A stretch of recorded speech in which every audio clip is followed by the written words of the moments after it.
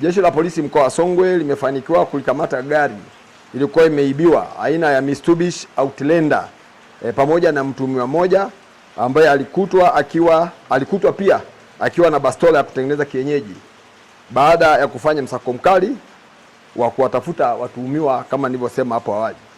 Tukio hilo linahusiana na wizi wa gari uliotokea tarehe 16 mwezi wa 12 mwaka 2025 saa 6 usiku katika mtaa wa Wanjani, tarafa ya Tunduma, wilaya ya Momba, katika mkoa wetu huu wa Songwe.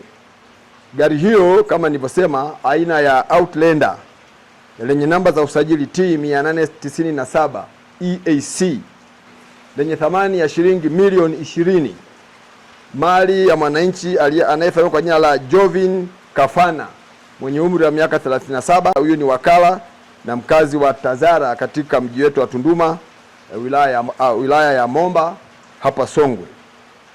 Gari hiyo iliibiwa baada ya kuvamiwa na wahalifu majambazi waliomtishia mmiliki kwa kutumia silaha niliyoitaja, bastola ya kutengeneza kienyeji. Na baada ya tukio hilo, jeshi la polisi lilianza msako mkali na jitihada za msako huo ulizaa matunda, ambapo jeshi la polisi mkoa wa Songwe liliendelea na msako mkali, na tarehe 6 mwezi wa pili mwaka huu 2026 majira ya saa 11:30 jioni, askari wa jeshi la polisi wa mkoa wa Songwe walipata taarifa za kiintelijensia kuwa gari hilo lipo Makambako, mkoa wa Njombe.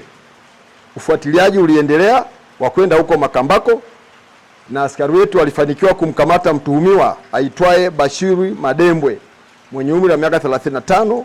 Huyu ni fundi magari na mkazi wa Makambako, mkoa wa Njombe, ambaye baada ya mahojiano alikubali na aliwapeleka askari na kuwaonesha sehemu ambako alikuwa amelificha gari hilo.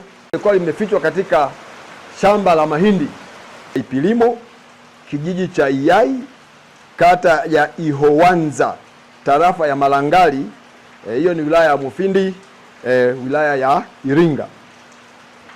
Vile vile jeshi la polisi katika tukio jingine limefanikiwa kumkamata mtuhumiwa mmoja ambaye jina tunalihifadhi kwa sababu za kiupelelezi, aliyehusika katika tukio la unyang'anyi wa kutumia silaha lililotokea tarehe 4 Februari 2026 majira ya saa 4 asubuhi katika eneo la Kisimani, mtaa wa Unyamwanga, Tunduma, wilaya ya Momba na mkoa wa Songwe.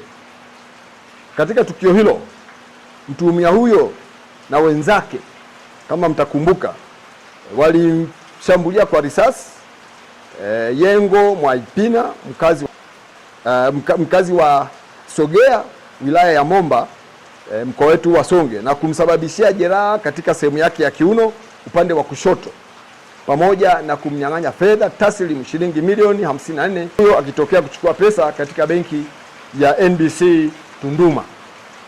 Watuhumiwa hao bado wanashikiliwa kwa ajili ya mahojiano ili kubaini mtandao mzima wa watu wengine wanaoshirikiana nao katika vitendo vya kihalifu za kutumia silaha katika mkoa wetu na mikoa hii ya jirani ya nyanda za juu kusini.